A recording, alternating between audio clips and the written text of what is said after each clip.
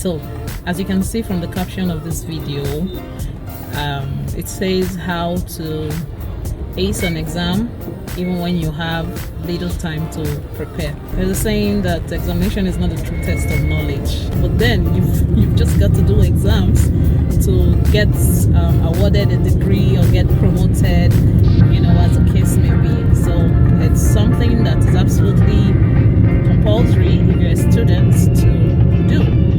But yeah, we all know that there are times where your exams are so close and you are absolutely unprepared to do it, but then you just have to do it. So if you're in that category, you have exams to do, you have absolutely short period of time to prepare for it, 2 days, 1 day, then you need to keep watching this video, as I'm going to be sharing with you some of my personal experiences as a student and tips I use to ace my exams, to come out with A grades, B grades within a very short period of preparation. I'm going to be giving you in this video some tips on how you can achieve that. Alright, so tip number 1, I'll share with you an experience of how I did this in 2 days. I prepared for an exam in 2 days, knowing really nothing about this course, and how I was able to do it in 2 days. Yeah, so tip number 1, wake up early. Around your exam period is when your alarm should be your best companion. So you've got to wake up early. If you have a day to your exam, wake up early, do your normal routine pretty fast. Yeah, you don't want to be in a situation where you sleep and oversleep and here comes the exam day and you're not ready. How are you going to do that? Okay, so tip number 2, choose the right place to work. I mean, I don't know about you, but for me, I have particular sports in school where I found that I understand better, I concentrate better, when I read in those places. So find the right place to work, a place with less distractions, a place where you know that you can concentrate and stay focused. There are particular environments that are just good for study. If you've identified that kind of place, you locate that place and prepared to work. Tip number 3, go to that place you've identified with all that you need. If you need calculators, graph sheets, pencils, erasers, everything you feel you need, textbooks, some materials. Don't keep anything behind, because the last thing you want to do is to waste time transiting between your residential area, your hostel, back to the class, library, or wherever you chose to do your work. Alright, so choose a convenient place and then go with every single material you would be needing to do that study. Remember, the time is short here, and so we're trying to see how to maximize time and study efficiently to ace our exams. Alright, so tip number 4, very important, create a plan before you start.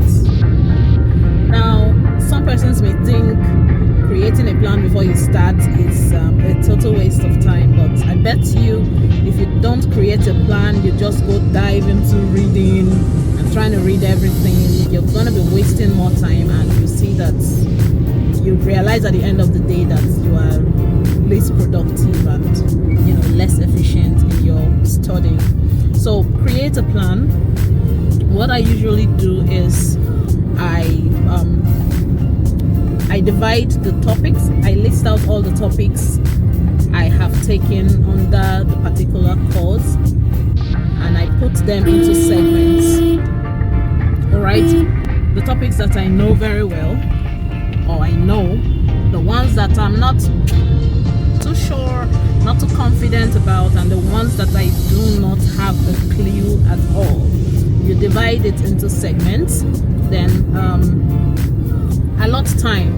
Of course, one would naturally know that for topics that you're not familiar with, you would allot more time to such topics, right? and for the topics that you know, you may want to visit those ones at the end of everything. All right, so also you need to outline exactly what you need to know under each topic. Take for instance, if you're dealing with a topic like I'm a pharmacist, by the way, so my examples may be more pharmacy oriented. Let's say you're doing a topic like say hypertension, right? You know that you would have to know what hypertension is, how does it happen, you know, what treatment options you have, and all of that. So you just outline the key things you need to know under each topic. And there's something I'd like to do also. I like to ask myself, what is the rationale for this course? Why am I being taught this topic? Like, what do I need to know overall? What's the goal of this teaching? That would help to guide you so you don't miss out any important or salient lesson you need to know. Okay, so doing this, organizing your study and planning helps you to achieve more and to make the best use of your time. All right, so tip number 5, very important: do not panic. Yeah, it's only natural that when you're not prepared, you tend to panic, you know, before an exam, but try to remain calm. Do not panic. Let me give you a little of my story here. For those of us that are familiar with how rigorous the pharmacy curriculum or pharmacy program is, we would relate with this.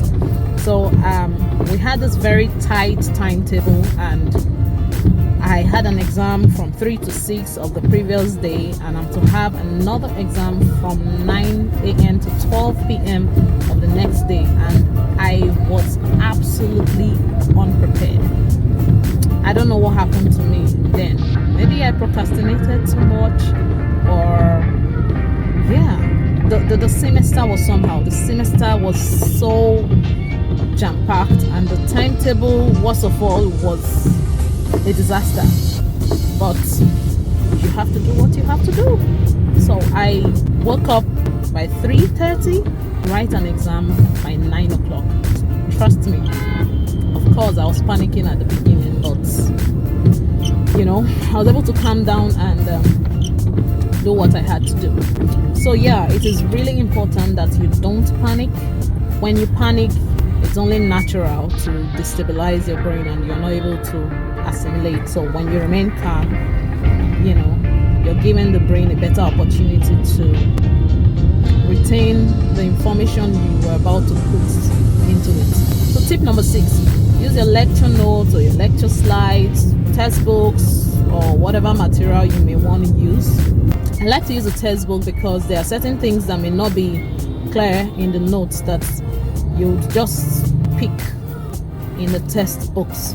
So for textbooks, I particularly go to the key points or key areas and take the very salient points that I know I can develop on my own in the course of the exams. Then I put these things together.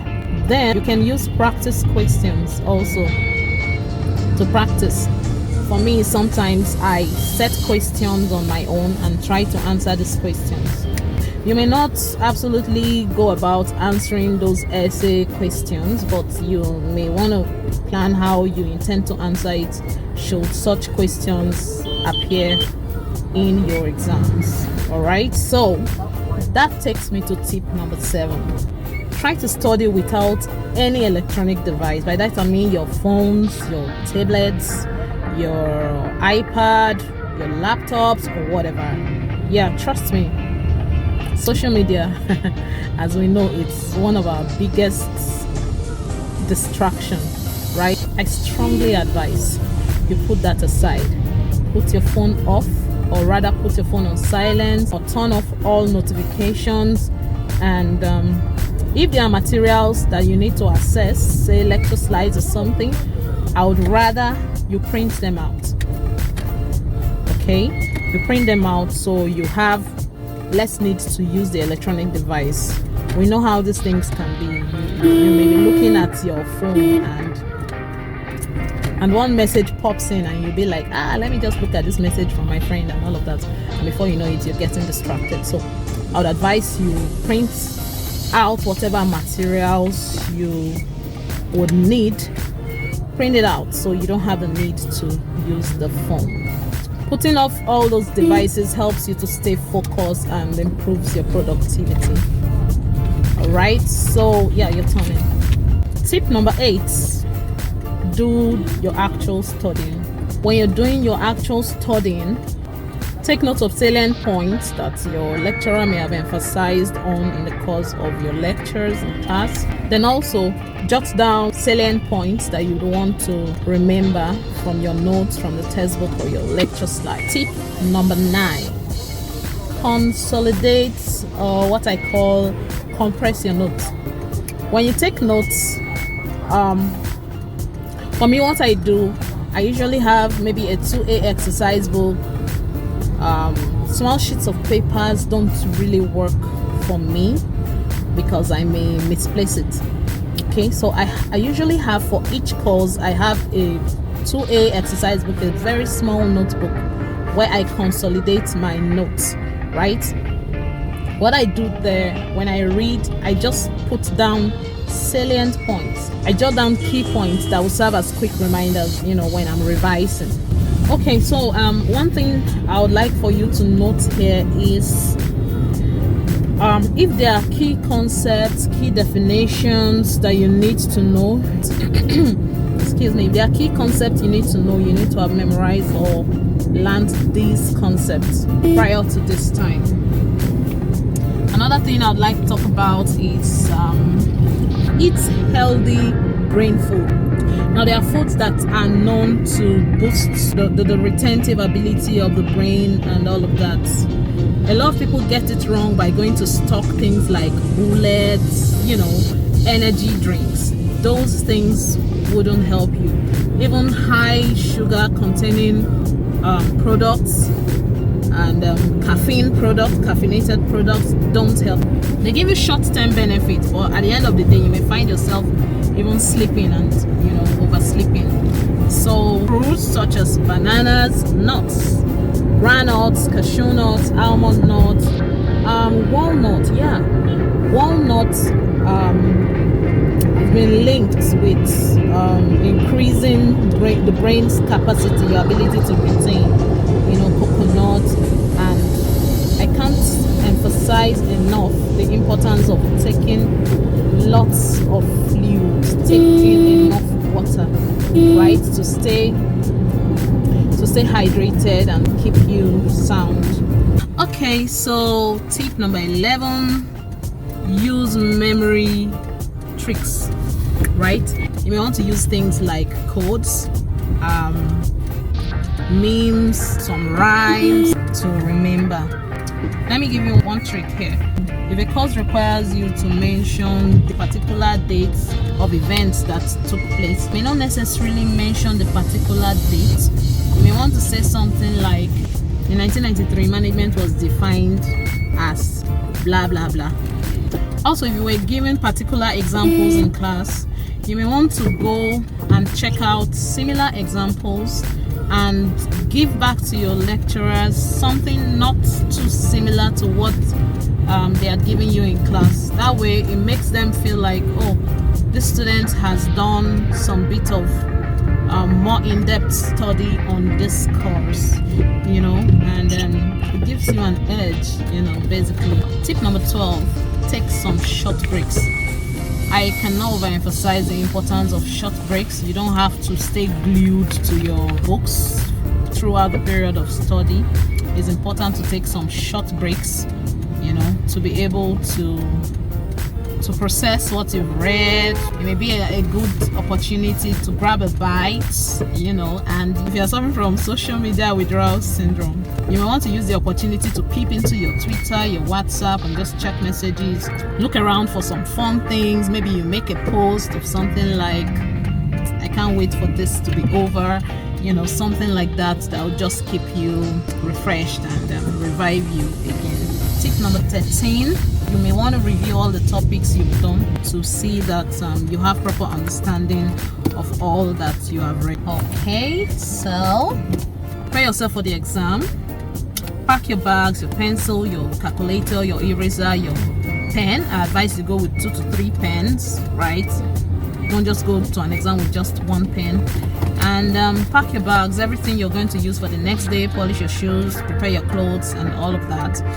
Then sleep for 4 to 6 hours.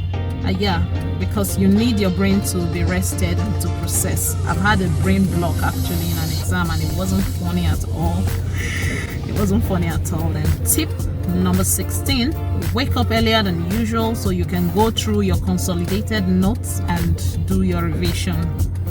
Very important. Make sure you don't talk to anybody about what you've read, because it can just ruin all your efforts, right?